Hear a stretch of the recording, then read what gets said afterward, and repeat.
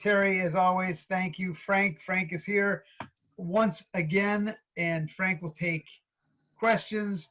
And so type them right in the chat below, either in the questions part of the chat box.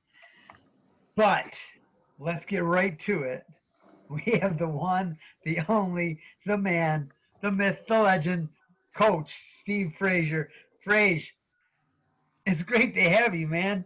It's great to have you. It's great to be on. Who's on the call? Who's being webinared? Anybody and everybody from USA Wrestling that have, and this is being taped so that anybody that's ever signed in can go back and retrieve. What do we have now? 17 Oh, different. oh, I didn't approve it being taped. I don't know what I might say. No, this one's not being taped. Okay. Hold on, this one. Did I say this one's being taped? This one's not being. But the other ones are being taped. Hey. All right, I'll watch my language. Coach, I want to get right to it. All right, because we didn't have a pre-call. We normally have a pre-call, and you know, we kind of get an idea what you want to talk about. We kind of try and feel out what we want to talk about. But Terry, birthday boy Terry. Hey, Troy's birthday is today too. Okay, just throwing that out there. The tougher one. Okay, and Clarissa Chun, tougher than both. Anyway, he gave me a list of things, and so I want to go through this list, but I want to get to number 10 before I get to number 1. And number 10 says, from Terry, the beatings I gave you over the years.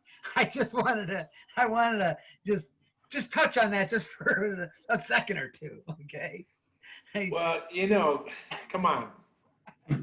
Terry and I got to say, Terry and I we've had some great goes. Really good. I've seen them. You know, and I've always loved him. I always loved him because he's such a grinder and just never stops. And he doesn't win so much when I'm turning and wine and stuff like some people do. So I really like going with him. I think maybe one time out of 20, he whipped my butt. Maybe one time, but we always had good goes back and forth. Okay. But I think I won most of them. I would have to agree with you. One he beat me. I had a torn bicep. I tore it the first 30 seconds of wrestling, and I hit a headlock and popped my bicep. My arm was like this. He beat the living tar out of me. He had no sympathy. He was turning me this way, that way, around this way. But Terry, you remember the last 30 seconds? It just shows. I mean, you know, Steve Fraser with the headlock. You know, like been many world champions, and you know, maybe won an Olympic title for him. But when he tore his bicep, I mean, when it hit your hard head. True. That's perfect. I got to give you that. So and then you know, I mean, it's just another obstacle, right? I mean, it's not. I hope it's not an excuse coming. That's no excuse. The last 10 years, but you know, I mean, all I know is that was the last match, and only as good as your last match. Was it our last match? I don't remember. If it was, I remember the last 2 minutes, and I turned your butt with one arm. That's what I remember. Okay, so I want to move on, but I also want to remind you, Coach, that we love when our guest tortures Terry. Okay, I just want to throw that out there. So if something comes to your mind and it's like, oh yeah, I remember this about Terry, please just get off of the topic and get right to it. Fair enough? If I could keep him from dodging me these years, I'd be there to do so. You guys have spent a lot of years together, that's for sure. So let's get right to it. Wrestling. It's been a huge part of your life. How'd you get involved? I started wrestling when I was in 8th grade.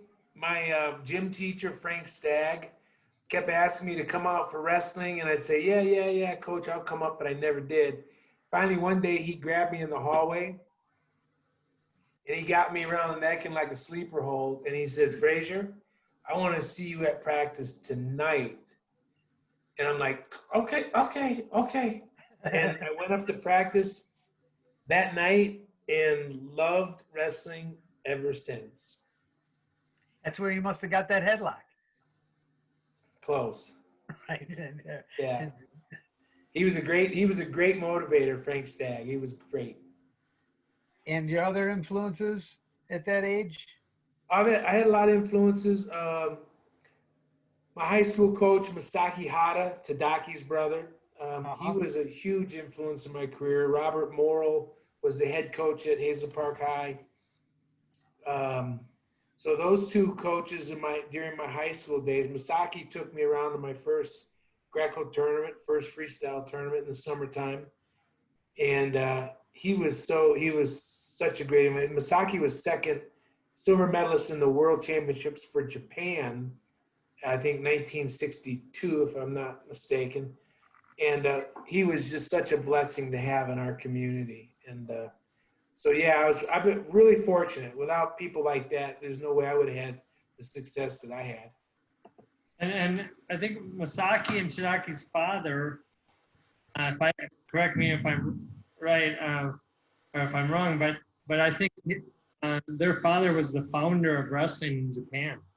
He started wrestling in Japan, and he became like one of the main head honchos of wrestling in Japan. He was, really, the top and started it. Yeah. Yeah. So that's huge. So your success as a high school wrestler, and then moved on to Michigan. Yeah. So then, I was fortunate to become state champion my senior year, and then went to the University of Michigan, where I wrestled for first Billy Johansson, who was the head coach there at the time, and then Dale Barr came my last 2 years there. And I had, again, great training partners at the University of Michigan. I had Mark Chirella, 3-time NCAA champion, and he was third as a freshman. His senior year, I got to remind you of this. His senior year, he beat Mike Deanna in the finals from Iowa, Terry. Mike Deanna from Iowa, the finals with the guillotine. Pinned him.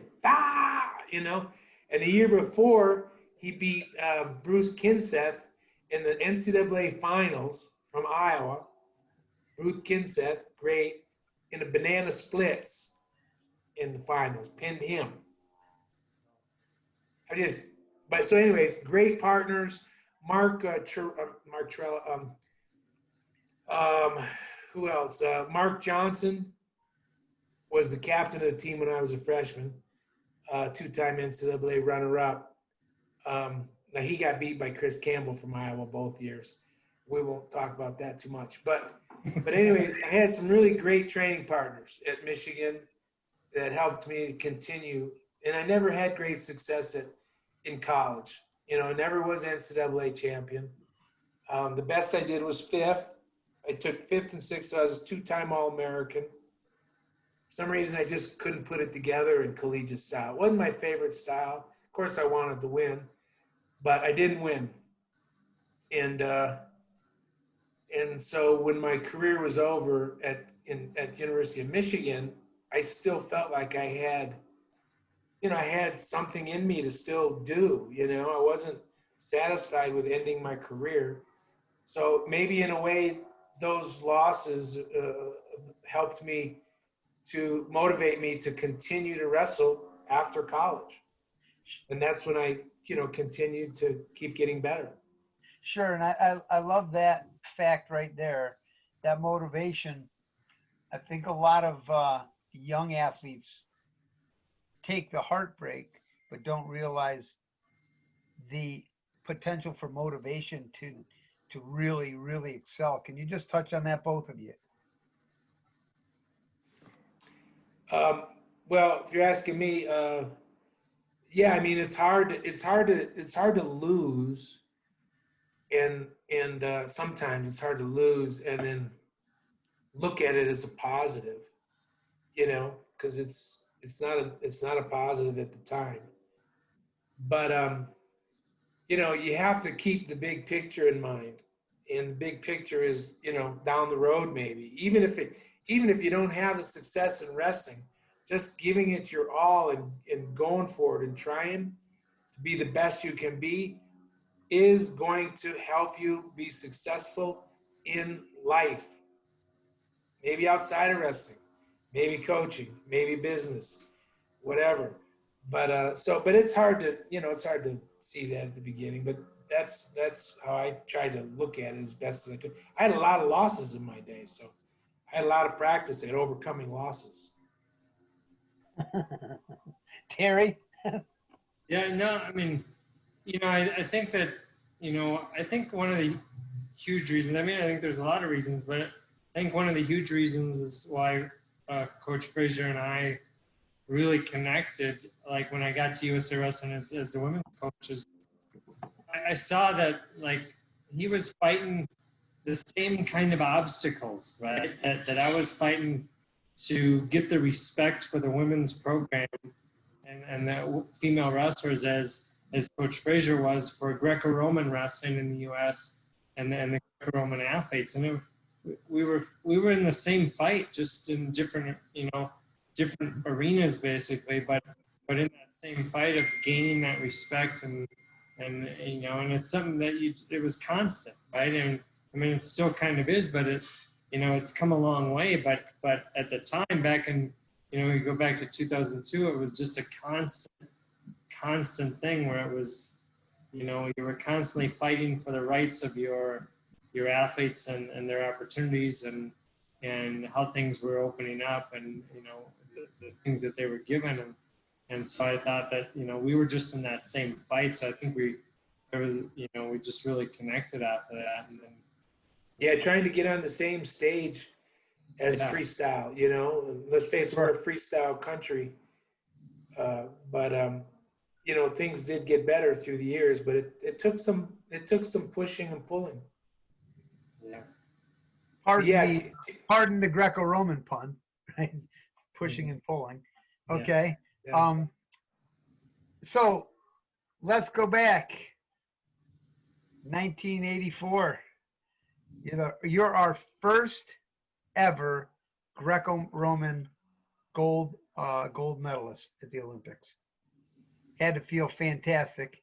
My friend Jeff won right after you, right? Was it the next day? Yeah. But, Jeff Blatnick. Jeff Blatnick, yep, New York guy. So walk us through that, Coach. I mean that's well, even before that, to make the team, you had to beat USA's first, right? To make the team. Well, actually, I had to beat Mike Houck and Mark Johnson, my former teammate, who was assistant coach at Iowa, but actually, Terry, Mike Houck won the World Championships the year after I won the Olympics. Oh, the year after. Okay. Yeah. So him and I mean, you talk about sharpening iron. That's a perfect example. Without Mike Houck as my toughest competitor for 4 or 5 or 6 years, whatever it was, we were about 50-50 as far as wins and losses between each other. Without that, there's no way I have the success that I had. That Mike Houck pushed me to become better every day because I knew when I wrestled him, it was going to be a battle. And so I give Mike Houck a lot of credit for my success, and I would assume he might give me a little credit for him winning the world title the next year. So I'd like to stay on that, Coach, because we have a lot of high schoolers. We have high school coaches on. That right there, I think that's one of the most underrated pieces of our entire fraternity is having the toughest guy. Being second string on a championship team is a heck of a lot better than being the first string on a team that doesn't win anything. And so, well, coach. So then as a coach, what you find, and I think you could still probably say this today, Terry, or maybe you would disagree. I don't know, but it was always challenging for me to get my athletes in practice to go with the toughest guys. Sometimes they wanted to avoid their opponent. They want to, because they don't want to show all their stuff. They Right. want to keep it secret, and blah, blah, blah.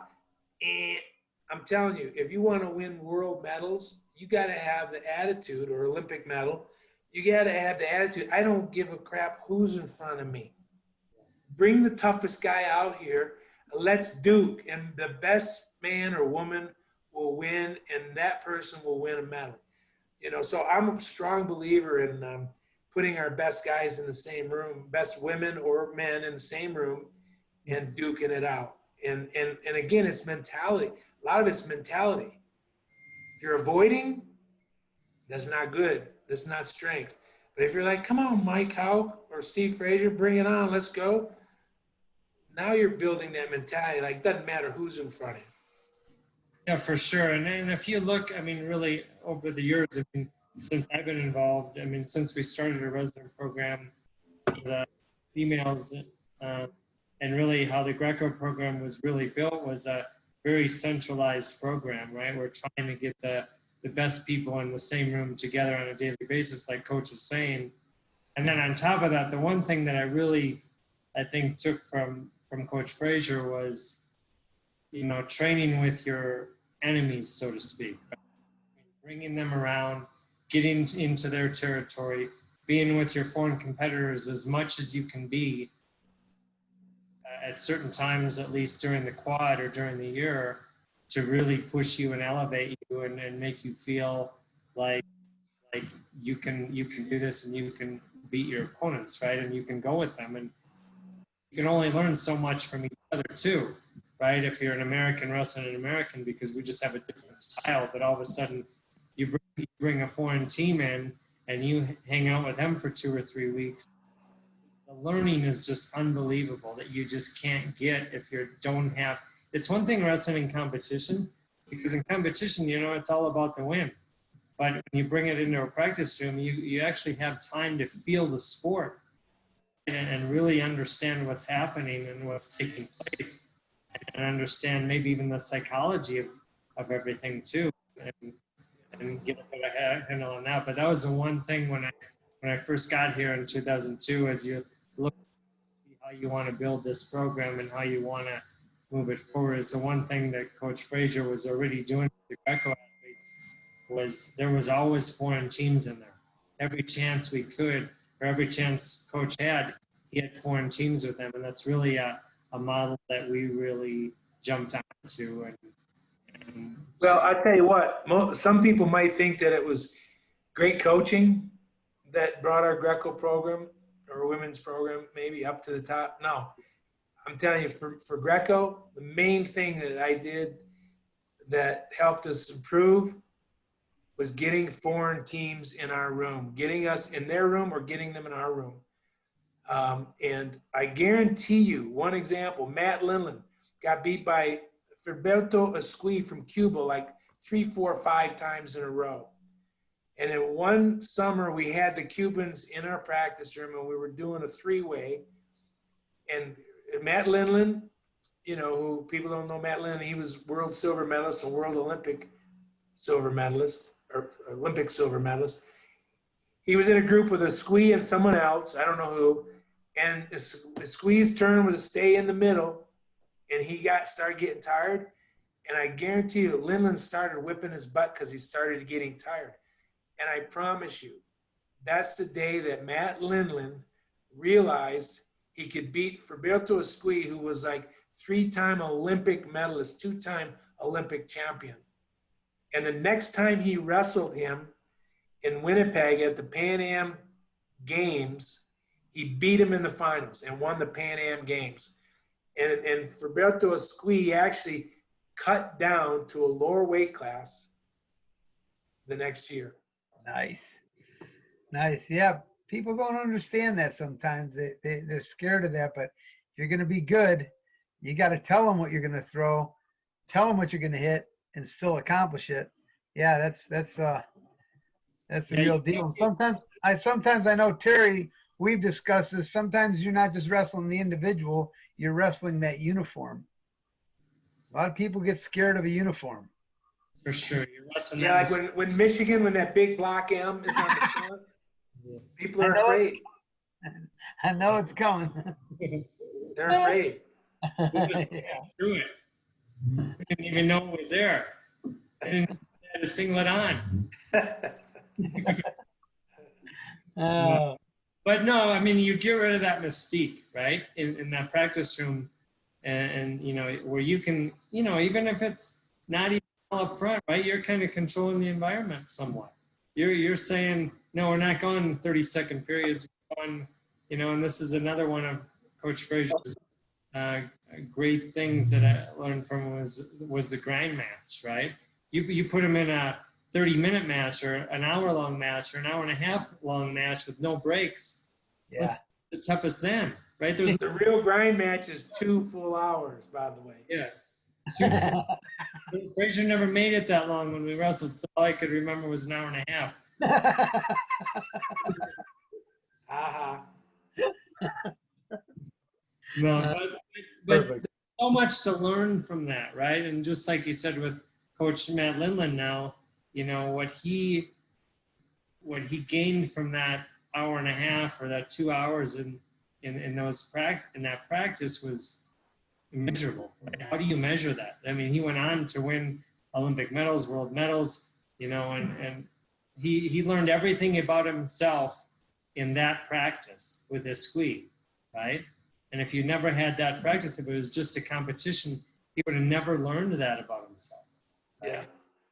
He Well, would have those still- grind matches. Oh, yeah, he still would have just put a squeak on that pedestal, yeah, yeah, on that pedestal, and it just took the pedestal away. yeah. And you know, I'll say one other thing about the 2-hour grind match. People thought I was crazy, crazy. Even Anatoly Petrosian, my assistant You are crazy. coach, a resident coach, he's like, "Why 2 hours? Matches 6 minutes or 9 minutes. Why we go 2 hours?" But let me tell you, the 2-hour grind match. Not only does it build the conditioning, you know, the endurance, not only does it help you relax and explode, because once you get tired, you have to relax.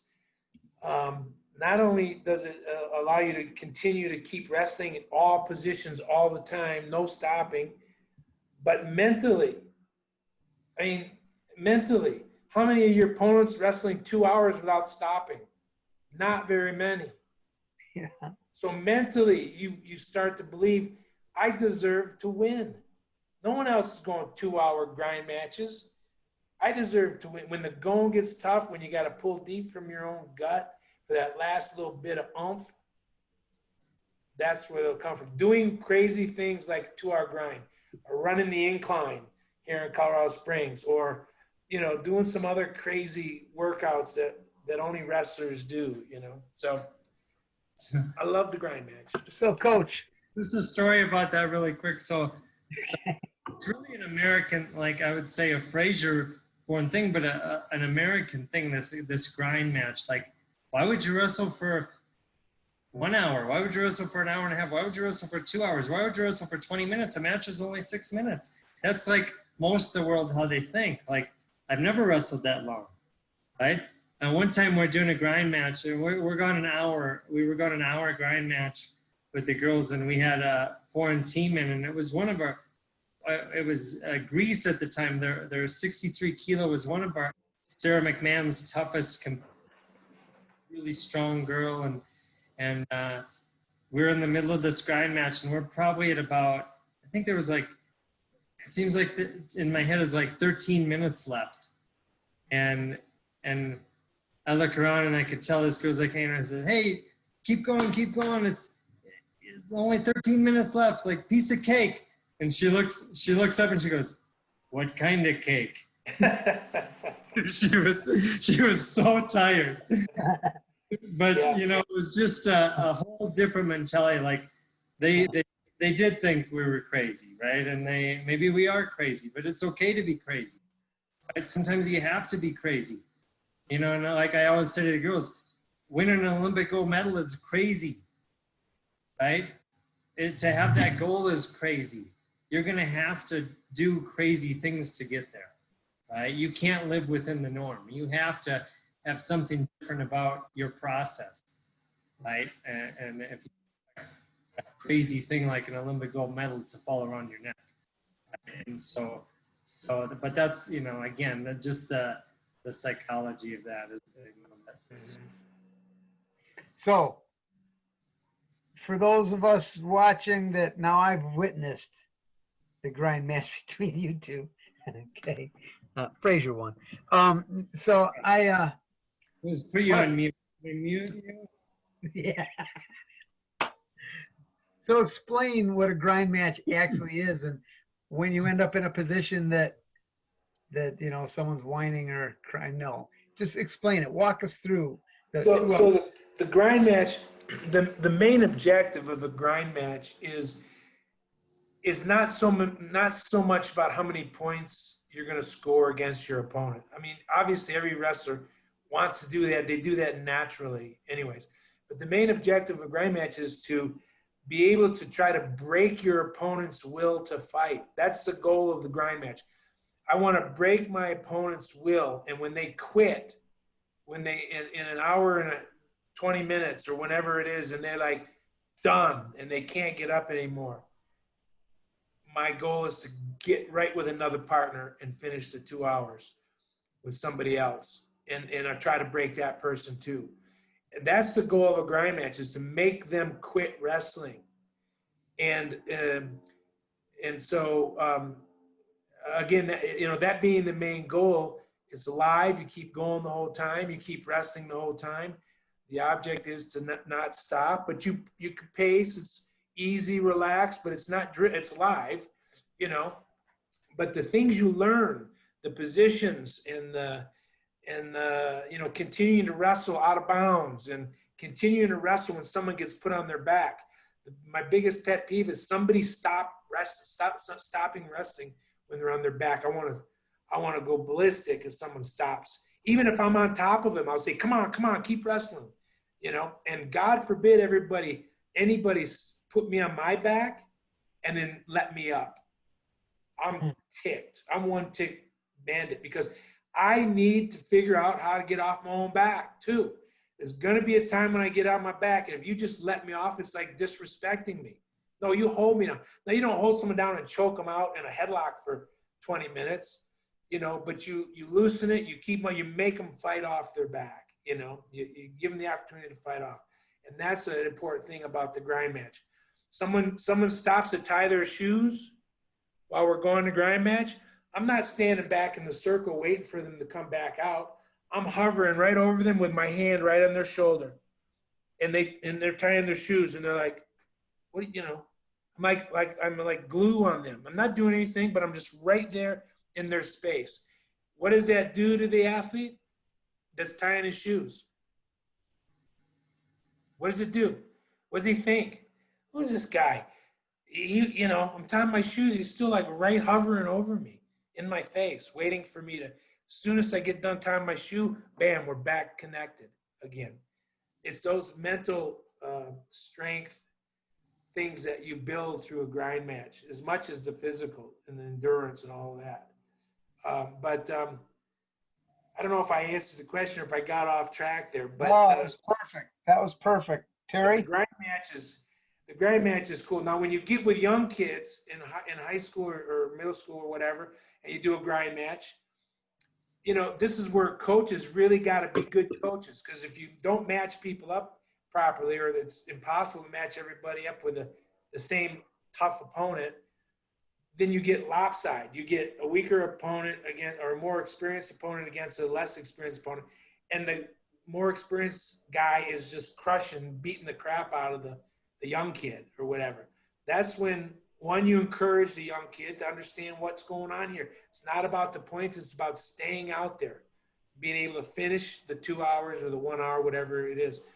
And then two, the coach has got to be really good there, be able to know when to, switch partners. Usually you don't switch partners in grind matches, that's as a rule, but in those situations you can switch. A coach can go, okay, Tommy, you come over here and you go with Johnny for a while, and you give a little Joey a break from the getting his butt whipped for, the last half hour. So that was the winning side. Terry, can you tell us about the grind match from the other side? No, I can't. Maybe my brother could, but no. Yeah, it's just so important. I mean, that the mentality of learning how to, break someone's spirit, right? Learning how to, and to see it happening, to feel it, to understand when it is happening during a match, right? Because everyone's got a breaking point. Right? I mean, it's just a matter of when it's coming, right? And so, can you push and start to recognize those signs and those signals that your opponent is giving you, and not feel bad about it, right? I mean, I think one thing that happens sometimes with athletes is they start feeling bad about, beating the crap out of someone in the wrestling room, and really that you're preparing them for war, right? And if you're not being hard on them in that room, they're not fully prepared out on that competition mat, right? And so you have to. It's okay. You can be friends after practice, right? You can talk about it and this and that. I mean, but during that grind match, right?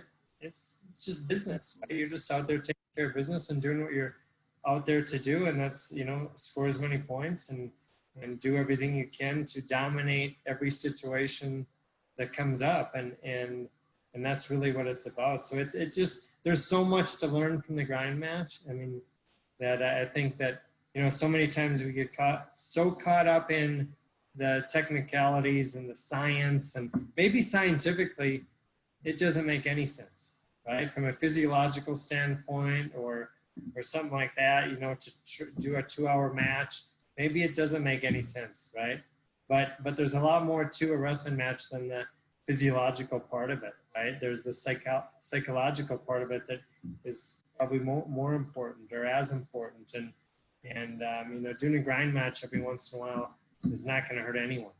Yeah, sorry, Terry, the other side of the spectrum is the pummel match, and then everything in between. The pummel match is a very, very short sprint, but full. The reason why mostly it's a pummeling match instead of all the techniques is because the whole objective is to get your heart rate as high as possible, as fast as you can in the shortest amount of time. So the pummel match is the other side of the spectrum. Maybe it's a 1 minute, it's maybe 10 1-minute goes where you're like full out sprint, like wow, the whole time without a break, and then taking your heart rate to make sure that your heart rate is where you want it, the goal of it, where it should be, and so and then of course you got everything in between. But one other thing Coach Steiner said that's important is about the grind. It was about, now I'm going to forget, it was about breaking your opponent. There's no better way to learn how it feels to break your opponent than doing it in a grind match. It's hard to learn to break your opponent in a short period of time. So the longer you go, it might take me an hour to break Terry. Usually shorter, but an hour to break him. So then I feel it. And once you feel somebody breaking, it inspires you, or should. It motivates you. It's like, oh yeah, that's what it feels. Okay. And now you want to do it to the next guy, to the next guy, to the next guy. I want to try to break 3 people in a 2-hour grind match if you can. So now that you said that, the longest grind match we ever did, was 2007. We had to go to some conference. Fraser and I did, and we went to a conference with all the referees, the FILA. In the pool? FILA referees, and we started wrestling in a pool. Swimming pool, yeah. Swimming pool, and at this like 5-star hotel, and there's all these people around, and we start wrestling in the swimming pool. Next thing we know, it's like 3.5 hours later, we're still wrestling, and you know, so at first I was just like, we were just pushing and pummeling. And all of a sudden there's, okay, how do we score this? So we start making rules up as we went, like, okay, if you held my head under the water for longer than 5 seconds, that would, but if I, you know, if I could go shoot a single leg and pick it up, but then, you know, it didn't count unless you held me under. Yeah. So all these different rules we had, but we wrestled for like 3.5 hours. The next day, like our feet were just like Our feet were completely raw. Okay. All right. So let's move on. We went from your wrestling days. Let's talk about your coaching in the. I mean, you've had some pretty great moments as well. But before we get there, you went into the business world, if I'm not mistaken. Yeah. You were the pizza king, weren't you? Yeah. I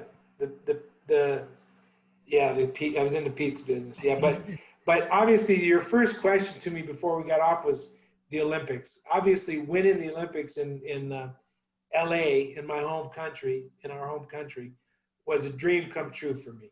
The dream come true, and I feel so fortunate because I had a lot of people helping me and supporting me, and family, friends, and coaches, and teammates and training partners. So, you know, a lot of people deserve a piece of that gold medal for sure. But that was a dream come true for me. And then from there, I went into the business world. I was a cop before that for about 4.5 years while I was training for the Olympics in Washtenaw County in Michigan. And then I went to the pizza business with Tom Monahan, who owned Domino's Pizza at the time, and had a great experience in the business pizza world too. I mean, talk about tough coaching. You know, sometimes you're motivating. I mean, you got all kinds of employees you're responsible for, so you're motivating people that sometimes aren't that motivated, you know, and but it was really a good experience for me. I was in training, I was in recruiting, I was in the first year I went there, we ran a thing called the Domino's Pizza Olympics. So it was perfect for me. It was a competition in all the facets of the pizza business.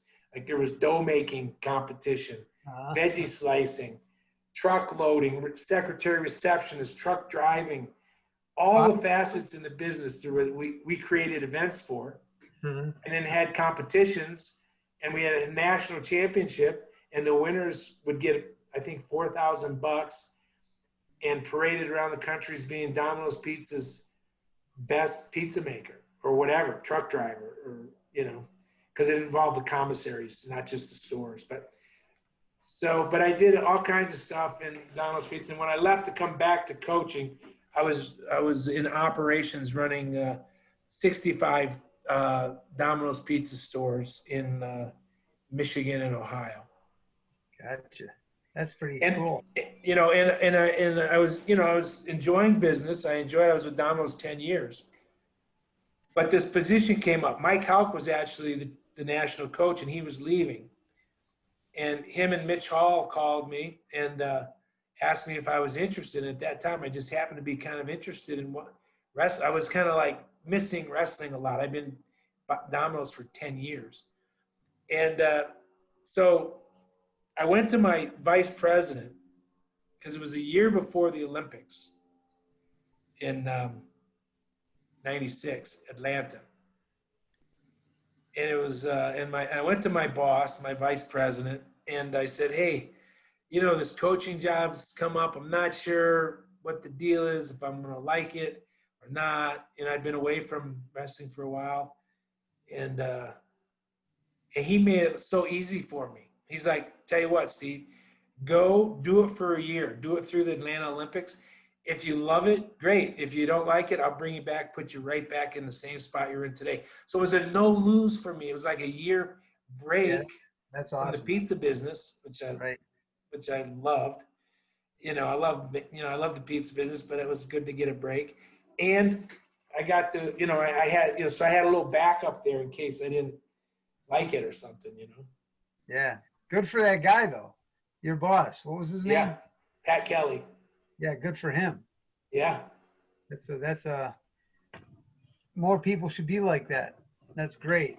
So as the coach, I know you've had some great moments, but hey, 2007's got to be one of the best moments. Yeah. Yeah. I mean, you know, as you guys know, no one thought probably, and I'm not saying this derogatory, in derogatory fashion, but no one thought we could win in Greco in the Right. United States. I mean, In the nobody. world. I mean, In the Rich Bender world. will tell you. Rich Bender will tell you that when they hired me, they said, "We got to hire Fraser. He actually thinks we can win." And shoot, I didn't know for sure if we could win or not, but I sure was going to come and act like we could and and go for it. So they hired me, and it was not me though. It was a lot of great volunteers, a lot of great coaches, Anatoly Petrosian, Momir Petkovic, Dan Chandler, the Rob Hermans, the Sean Lewises, the a lot of great Greco coaches and people helped change our Greco program from the country that foreign teams wanted to have first round to they were scared to death of getting us first round. Awesome. And so that was fun. That was not easy, but it was fun. And we won the world title in 07. We were third in what was it, 02, I think. Anyways, we won more Olympic. Sorry, my phone's beeping. We won more. Speaking of a Greco guy, Sean Sheldon trying to call me. I was just going to say, we're going to try and get Sean on. Yeah, it's him trying to call me. We won more, Olympic medals and world medals for the three quads. I think the 3 or 4 quads. I forget. 3 quads. We won more Olympic medals and more world medals than any country in the world except for Russia. Russia dominated for the most part, but we won more medals than Georgia and Poland and Bulgaria and Cuba, all these tough tough countries.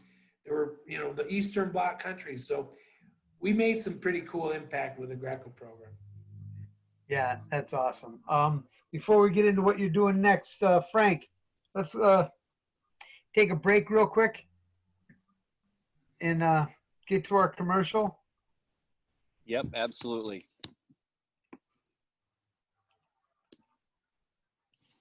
I'm executive consultant Tom Daly, and I'm excited to tell you about Ambit Energy's free energy program.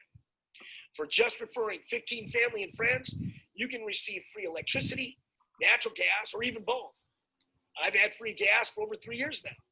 But what I'm real excited to tell you about is I have an Amish customer named Dave Yoder, and he uses natural gas to operate his furniture factory.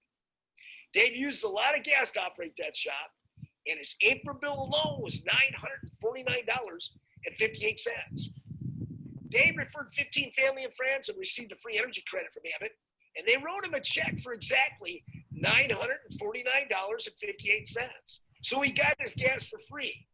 And if you take Dave's April bill alone as an average for all 12 months, you're looking at nearly a $12,000 a year savings. That's an incredible amount of money to save. So now you see why I'm so excited to tell you about Ambit Energy's free energy program. So as we've said, this webinar series, Thursdays with Terry, have been absolutely phenomenal. We've been doing it for, Terry, where are we at now? 4 months? 5 months? Yes, somewhere in there. And, having individuals like Fraser and, Ken Chertaw, and having Helen Maroulis, Bill Zadig, Matt Lindland, et cetera, it's been incredible. But our partnership is what's been able to make this possible. So when we reach out and ask for some support in return, we're not asking for money from you. We're just asking for support, and we're able to reciprocate, with that benefit. So, I just invite you to to reach out to us and schedule a call with Terry or Alex or myself, and let's just let's see if what we offer could be beneficial to you as well. So Fraser, here we go. Let's get some questions going.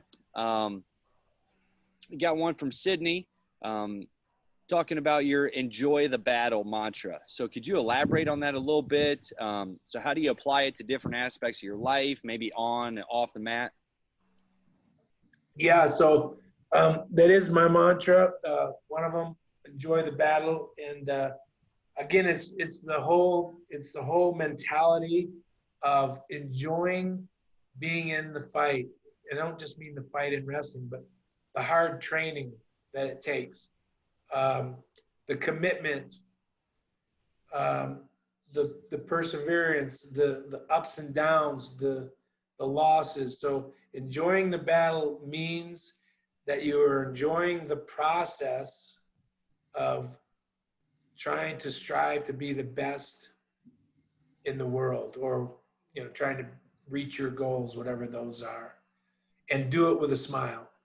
You don't always smile.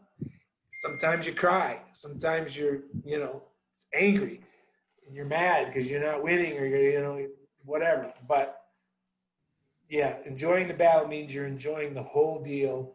And I truly believe if you're enjoying what you're doing, you will be better at it. Awesome. Terry, do you have anything you want to elaborate on that?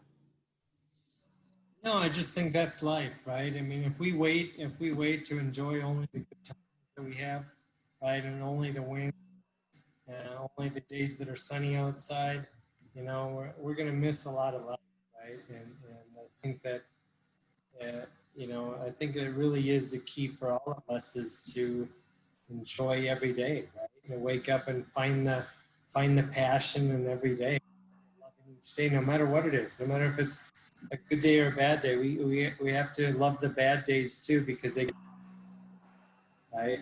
And I think that too many times in this world we're all so focused on only the good things that happen, right? And really that's only a certain percentage of our lives, right? And most of us probably live in a lot of our lives, maybe 50% of our lives are not, even more than that, maybe 80% of our lives are not perfect, right? And maybe a 20% where you hit those perfect days where everything's right.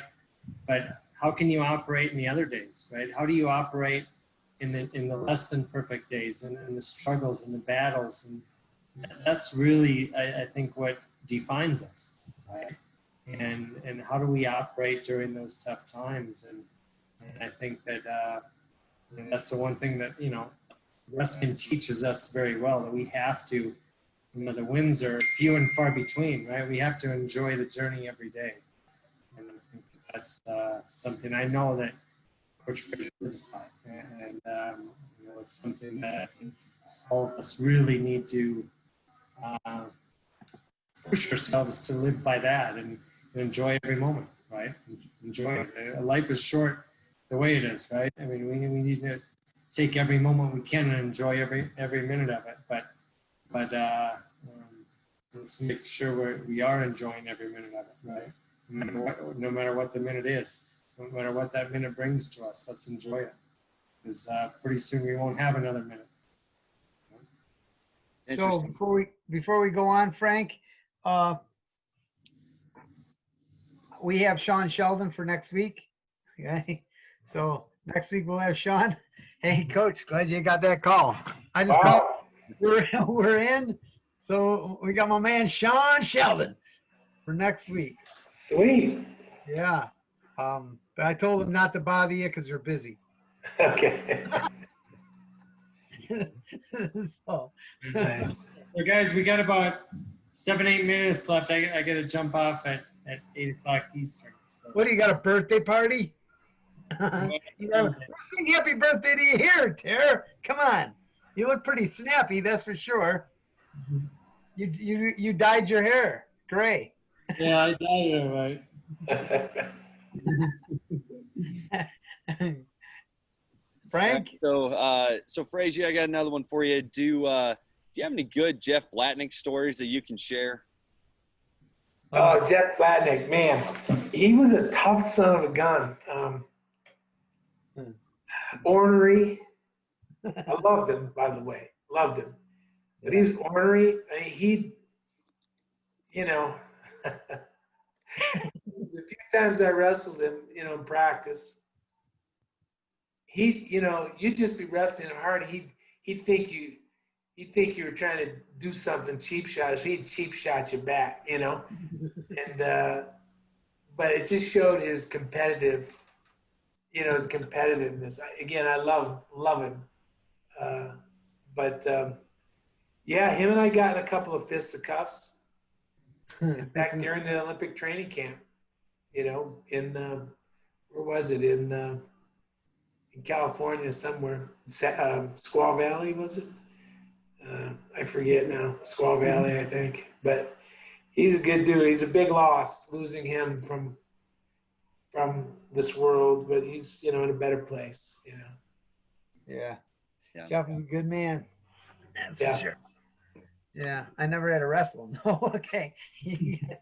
A little out of my way. Yeah. Yeah, I think that's what we got, Ter. Frank. So. Another good one is Rulon. Oh, Yeah, Fraser, you got to share some of that. So Fraser had a lot of different ways that he motivated his guys and always was challenging them. And just different ways. It wasn't necessarily on the wrestling mat, but it was about their mentality and their toughness and just always driving them to different levels. You got to tell the story about the plane ride with. So okay, so I had a lot of bets with Rulon Gardner. By the way, Rulon Gardner, who beat Alexander Karelin, the Russian who hadn't been beaten in 13 years. He's an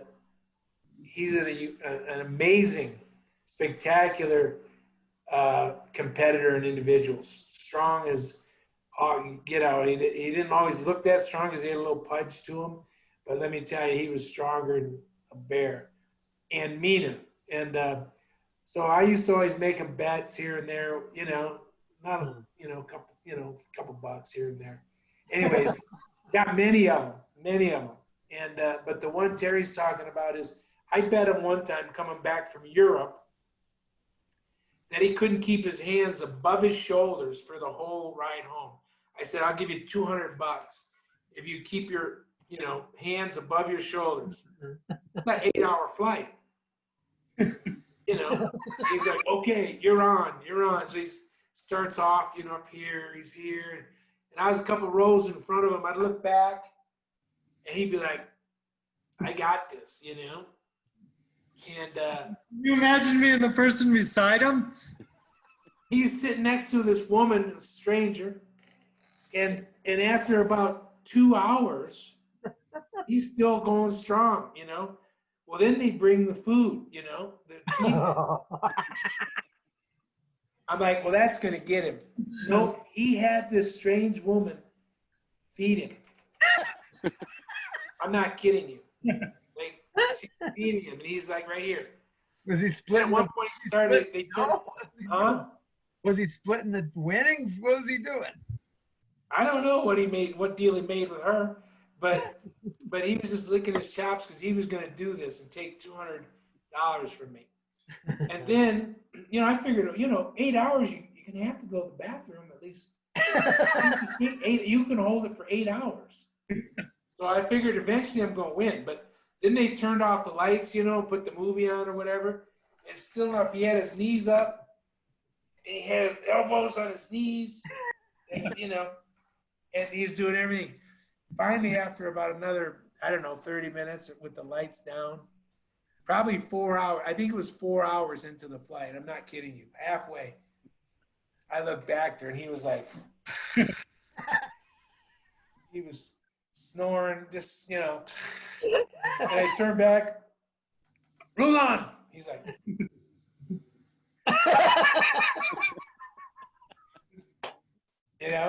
that's just one of, I can tell you a dozen. I'm not going to, but I got some really good ones. Oh man. Maybe we'll bring you back on just for Rulon stories. Yeah. Maybe we'll bring you and Rulon on. Yeah. That'd be even better. Yeah. He was a good man. He was unbelievable. He was a true champion all the way. No Yeah. doubt about it. For sure. That's great stuff. That's great stuff. Well, guys, I got to tell you, this is an absolute pleasure. It's a pleasure. Big Yeah, Dog, Fraser, you're the best, man. Love having you here. I hope you do come back. We're because we haven't even talked about your job now. That's probably an important piece that people need to hear. Give us a quick. Hopefully we can get him back in the wrestling room sometime soon too. Well, Stuck in that place. I'll do my one plug for my new job. You know, I've been at this job for 4.5, 5 years. Chief of Donor and Alumni Relations, are raising money for USA Wrestling since I retired from coaching. So, got a big responsibility to raise a lot of money to keep our programs going. If you're in a position, if you're in a situation where you can afford to donate to USA Wrestling, it's gonna go right back to programming and helping not only our best athletes in the country make world and Olympic teams and win world and Olympic medals, but it's going to help the many, many thousands of young athletes in their development growing up. So if you're ever in a situation where you can support, you can go to donate.usawrestling.org and feel free to donate. And Frank will put that in the chat, and so when we replay this, that will be in the chat line, and so people that want to look at that, that'll be great. Coach, it's really great not only to see you, but you just reminded me of all the beatings that I watch you give Terry, and it just puts a smile on my face, you know. I feel bad. I feel bad sometimes, you know. No, you don't. I can tell you're getting old because your minds are starting to wander a little. No, this is great. No, Great. Terry's the greatest. We all know Terry's tough as nails. He is tough as nails. So, Thanks, guys. Terry, great job yet again. You never cease to, well, no, you amaze me. No, nice job, Frank. Always great. Thanks, Terry. Have a great birthday. But Fraser, thanks a bunch, man. Go. My pleasure. You Thanks, deserve Fraser. to go to the jazz club, listen to a little jazz, have a nice cohiba. Soda pop. Yeah, with a soda pop. All right. All right. Sounds See you good, guys. guys. Thank you. Have See a ya. great night.